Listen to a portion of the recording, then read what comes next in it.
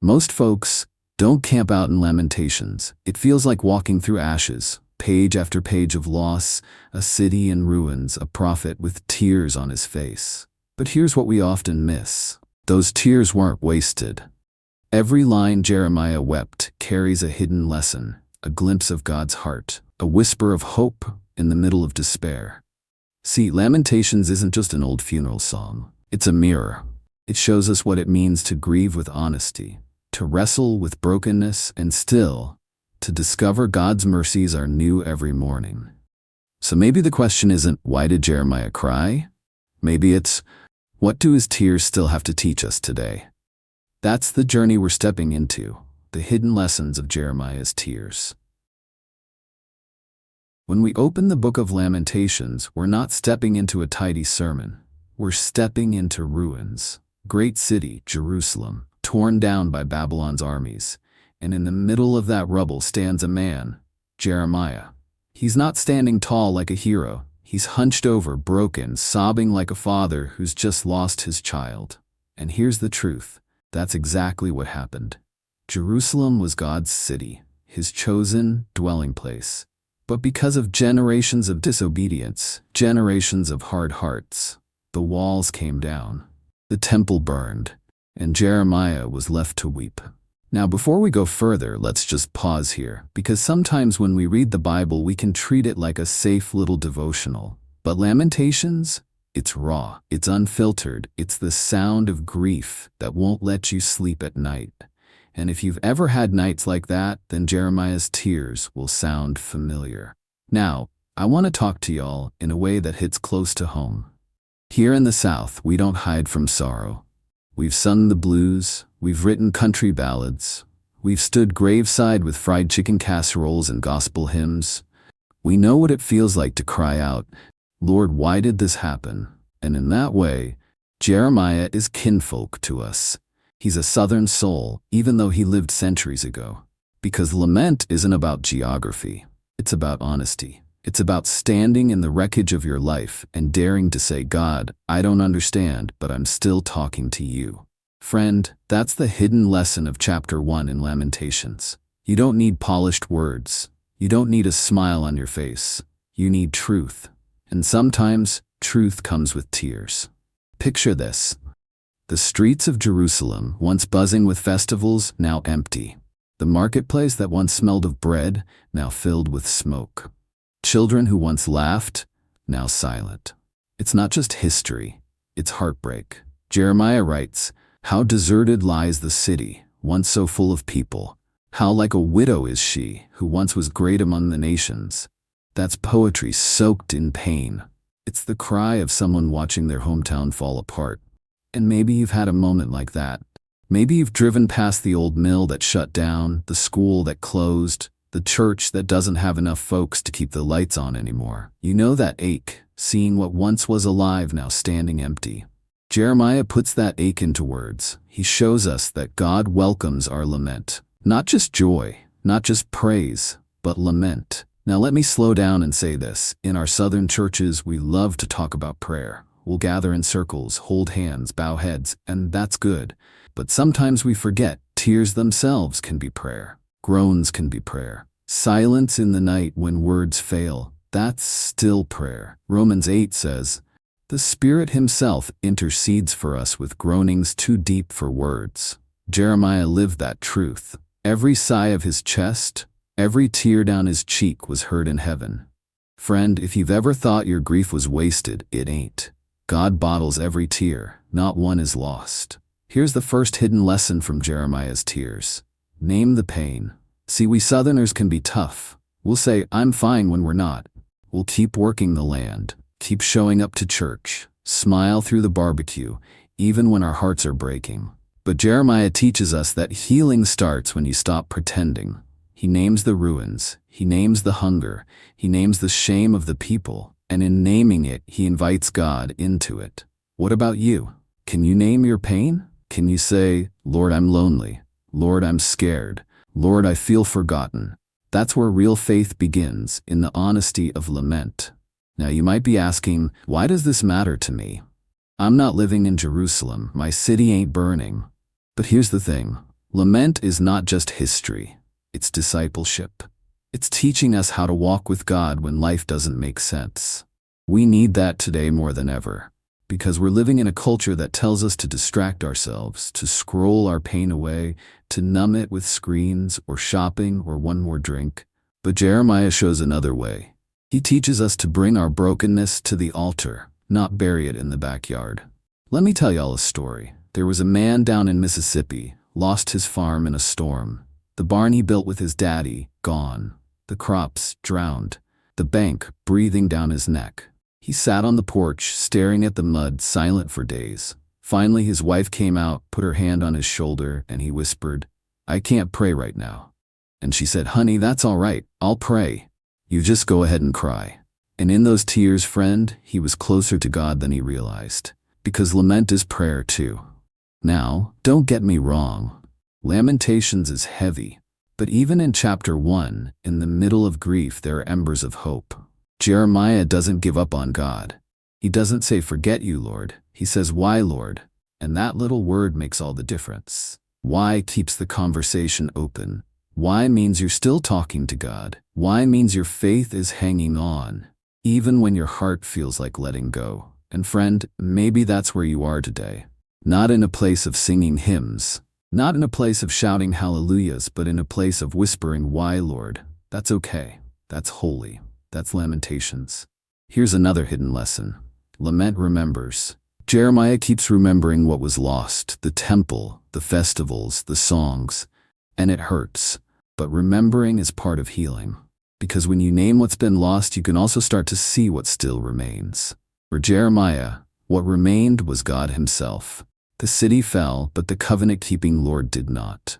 And that's the anchor in the storm. Everything else can crumble, but God remains faithful. So here's what we've seen in this first walk through Jeremiah's tears. Lament isn't weakness, it's worship. Tears can be prayer. Naming your pain invites God into it. Remembering loss opens the door to remembering God's faithfulness. Lamentations chapter 1 isn't here to depress us. It's here to disciple us. It's here to show us what honest faith looks like in the rubble.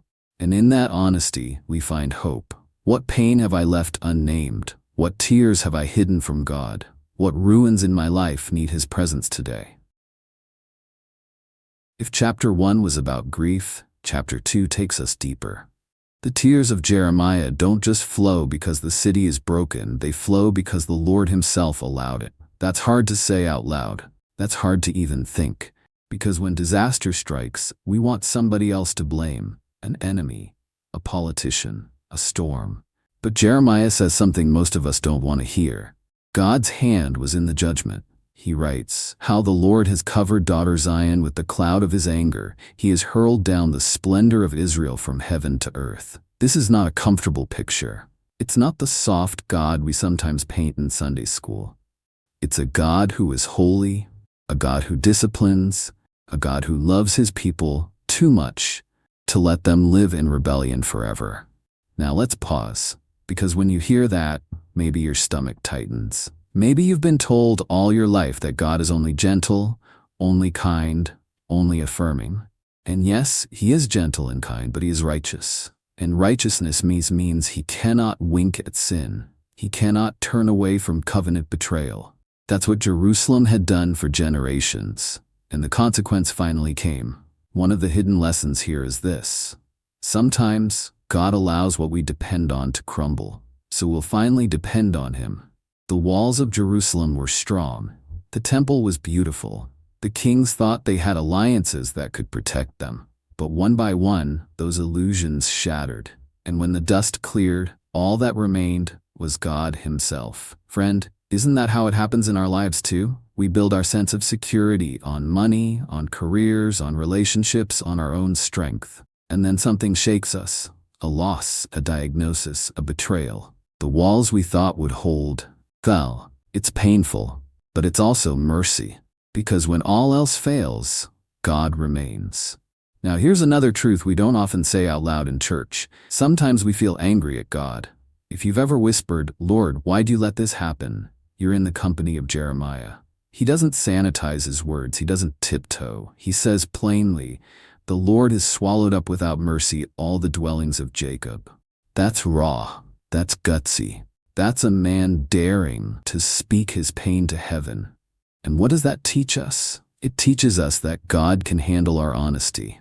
He doesn't need our sugar-coated prayers. He wants the truth. Even if the truth is, I'm angry, I don't understand, I feel abandoned. Friend, that kind of honesty isn't rebellion, it's relationship. Because only in relationship can you speak so freely. A city's shame. Jeremiah describes the devastation in haunting detail. Children fainting in the streets, elders sitting silent in dust, young women bowing their heads in sorrow. He writes, "My eyes fail from weeping, I am in torment within. My heart is poured out on the ground because my people are destroyed." Can you hear the ache? This isn't just poetry. It's the sound of a man who loved his city, loved his people, and had to watch them collapse under the weight of their choices. It reminds us, sin is never private. The choices of one generation echo into the next, and when a nation forgets God, the fallout is shared by all. Another hidden lesson in chapter 2 comes with a warning. Beware of voices that only tell you what you want to hear. Jeremiah says, "The visions of your prophets were false and worthless. They did not expose your sin to ward off your captivity. The prophecies they gave you were false and misleading." Did you catch that? The people didn't just fall because of their enemies. They fell because their prophets told them lies. They were given soothing words instead of hard truth. And friend, isn't that danger still alive today? We love voices that say everything's fine, nothing's wrong, God just wants you happy. But Jeremiah shows us that real love tells the truth even when it hurts. Sometimes the most merciful word is not, "You're okay." Sometimes the most merciful word is, "You need to turn back before it's too late." Let's stop here and think. What do Jeremiah's tears teach us in chapter 2? They teach us that God's holiness matters. They teach us that misplaced trust will fail. They teach us that false voices lead to ruin. And they teach us that honesty with God, even when it's raw, is part of real faith. Friend, I wonder, what are the false voices in your life? What illusions are you leaning on? What walls are you trusting to keep you safe? Because sooner or later, every wall comes down. And when it does, the only foundation that stands is God Himself. Let me paint it this way. Imagine a family that built their whole life on a business. The business grew, the house got bigger, the vacations got fancier, but slowly they stopped praying together. Slowly they stopped gathering for worship. Slowly they forgot that all they had was a gift, not a guarantee. And then the business collapsed. In 1 year, everything was gone. The cars, the house, the sense of control. It felt like judgment. It felt like abandonment. But years later, that family said, "It was in losing everything that we discovered the only thing that really lasts." That's Lamentations chapter 2. The mercy hidden inside judgment. The presence of God revealed when every false shelter is stripped away. There's a haunting line in chapter 2. The Lord has destroyed without pity all the dwellings of Jacob. The Lord has made Zion forget her appointed feasts and her Sabbaths. What does that mean? It means even the rhythms of worship were broken. The people couldn't gather. They couldn't celebrate.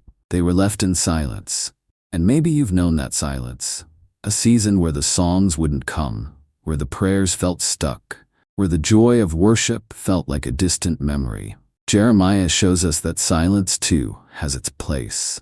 It's in the silence that idols die.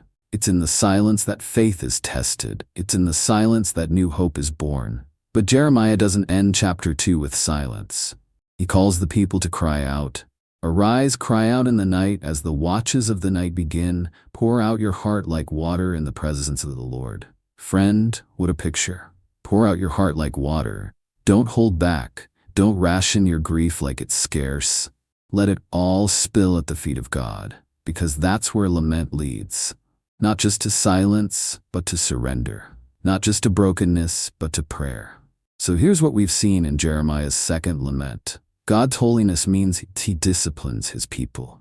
The illusions of security will crumble. False voices can lead us astray. Honest anger can still be worship. Silence has a purpose.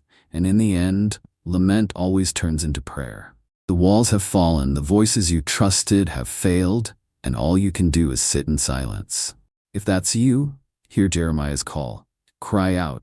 Pour out your heart like water. God is not offended by your sorrow. He welcomes it. He hears it. And in the ruins, He is still there. That's the hidden lesson of Jeremiah's tears in chapter 2. The God who judges is also the God who listens.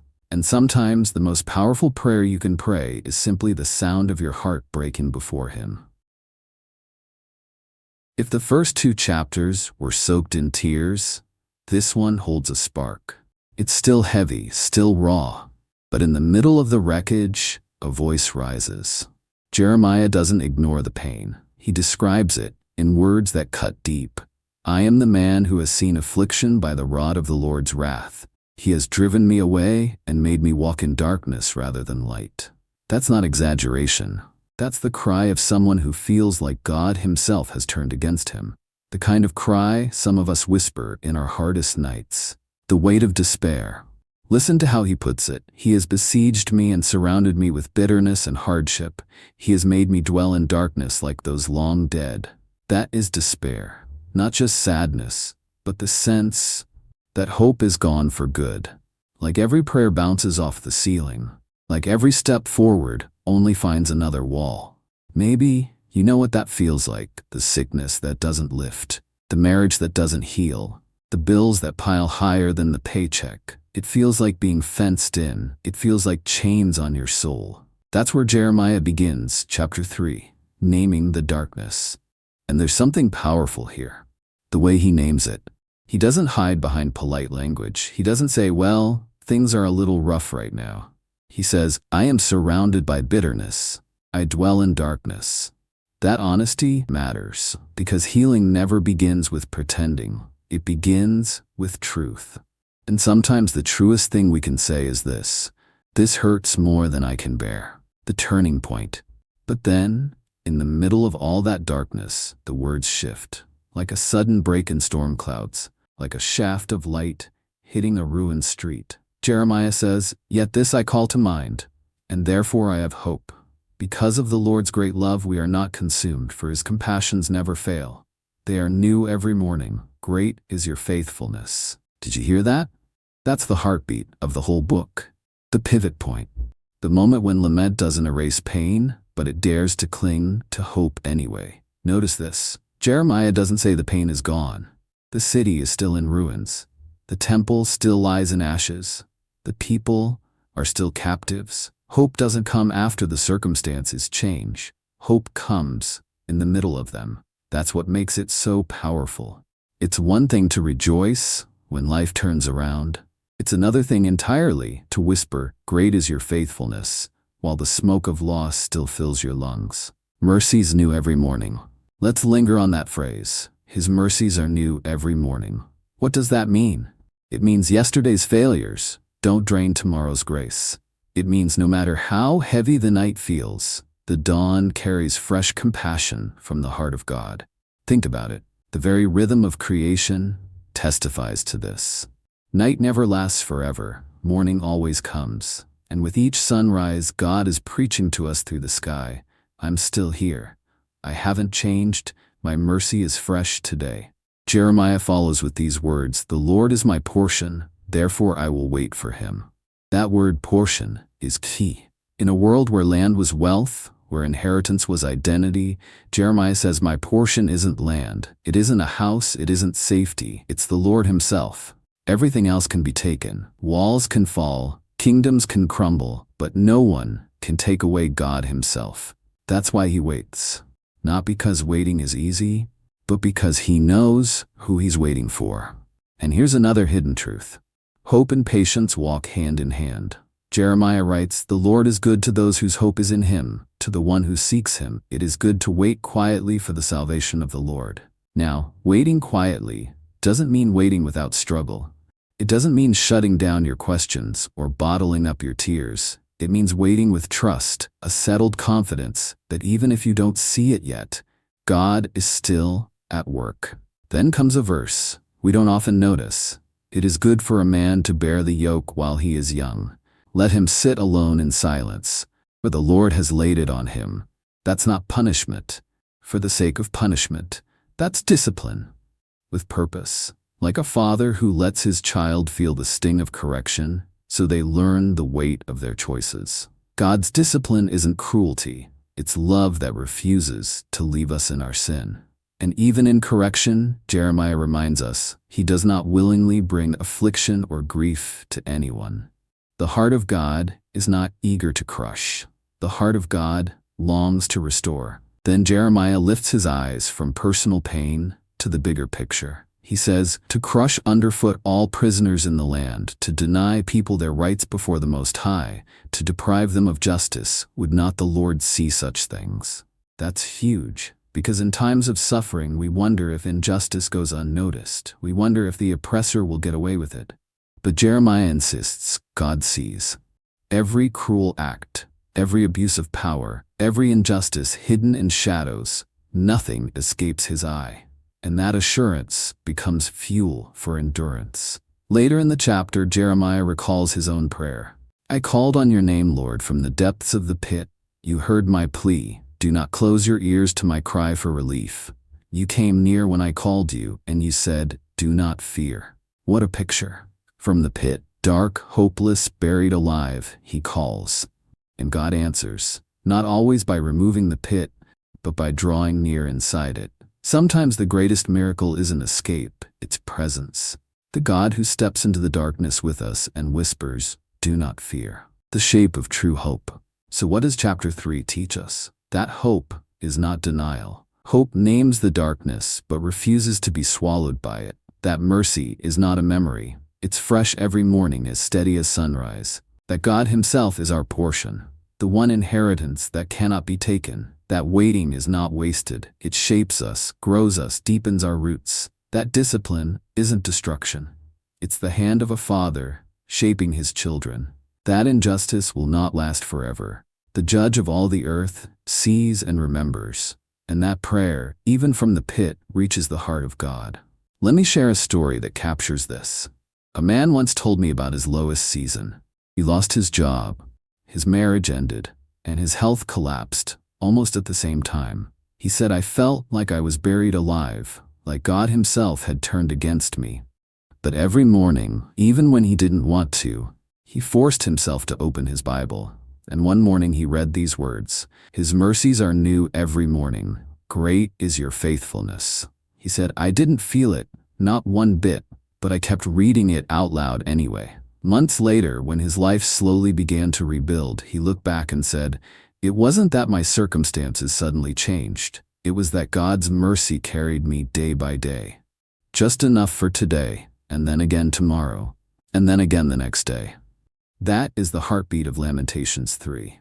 So if the first chapter showed us the weight of judgment, this chapter shows us the anchor of hope. Not hope that denies the pain, but hope that sits inside it and still clings to God's faithfulness. The tears don't stop flowing. The city is still in ruins. But Jeremiah dares to say, the Lord is my portion. His mercies are new. Great is his faithfulness. That's the hidden lesson in these tears. Even in the darkest night, there's a dawn, and every sunrise whispers the same truth. God's compassion has not run out yet. We've walked through the ashes with Jeremiah. We've heard his tears, and now as the book closes, we see the final movement of lament. The poet looks around and sees how far the people have fallen. Once bright as gold, now tarnished. Once strong, now starving. Children cry for bread and no one can feed them. Leaders stumble in shame. The land feels cursed, empty, forsaken. It's almost unbearable to hear. And yet, this honesty matters. Because lament isn't about pretending things aren't bad. It's about naming them for what they are and still daring to bring them before God. The writer compares the nation's fall to Sodom itself. He says, the punishment of my people is greater than that of Sodom. That's staggering. But it shows how serious sin can be and how devastating the consequences become when hearts turn away from God. We live in a culture that doesn't like to talk about sin. We'd rather call it a mistake, a weakness, or just bad luck. But Lamentations forces us to face the truth. Sin destroys. It breaks trust, it corrupts hearts, it tears down communities, and until we're willing to see it clearly, we can't begin to heal. A God who judges and heals. But here's the hidden thread in chapter 4. Even as Jeremiah mourns, there's an unspoken truth beneath his words. If judgment is this real, then so is mercy. If sin carries this much weight, then God's forgiveness is even heavier. The tears and lamentations are not the end of the story. They are the soil where redemption begins to grow. Restore us to yourself, Lord, that we may return. Renew our days as of old, unless you have utterly rejected us and are angry with us beyond measure. That's the closing note of the book. Not triumph, not resolution, but a cry for restoration. And that cry is enough. Because even when we don't see the ending, even when hope feels fragile, the very act of praying means faith is still alive. So what do we take from Jeremiah's tears? First, that God takes sin seriously. He is holy, and he will not ignore injustice forever. Second, that grief has a place in the life of faith. We don't need to hide our sorrow. We can bring it to God, raw and unpolished. Third, that even in the darkest night, his mercies rise new with the dawn. Judgment may fall, but his faithfulness endures. And finally, that prayer is always worth speaking. Even if it feels like a whisper in the rubble, God hears. We may not stand in the ruins of Jerusalem, but we do know what it feels like to walk through loss, to carry regret, to wonder if hope will ever return. Lamentations gives us permission to weep, but it also points us to the God who heals, who restores, who never abandons his people. The tears of Jeremiah remind us that despair doesn't have the final word. God does. And his word is mercy. So as we close this journey through Lamentations, hold on to this truth. God is faithful. Even when life crumbles, even when prayers feel unanswered, his compassions never fail. The ruins are not the end. They can become the place where new life begins. If this walk through Scripture stirred something in your heart, don't let it stop here. Take time this week to sit with the Book of Lamentations yourself. Read it slowly. Let the honesty of the sorrow and the strength of the hope shape your prayers. And if you'd like to keep learning with me, be sure to follow along for more journeys like this, where we take the pages of Scripture, open them wide, and let their truth speak into our lives today. Till next time, remember this: his mercies are new every morning. Great is his faithfulness.